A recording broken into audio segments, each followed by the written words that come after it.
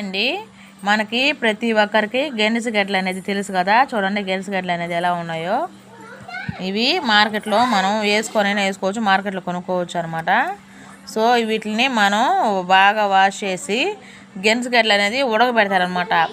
ఉడకబెట్టే taste కంటే కాల్చిన taste ఎంత బాగుంటుందంటే చూడండి ఎలా కాలవాలనేది ఒకసారి చూపిస్తాను వీడియోలో. మీకు కాల్చిన టేస్ట్ కూడా ఒకసారి చూస్తే అస్సలు వదలరు మీరు, అంత రుచిగా ఉంటుంది అనమాట.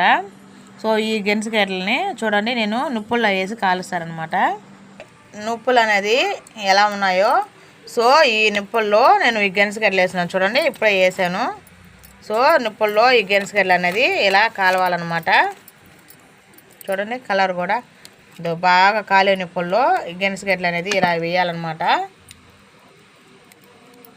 సో వేసాక బాగా కాల్చేది ఒక 5 minutes పడుతుంది.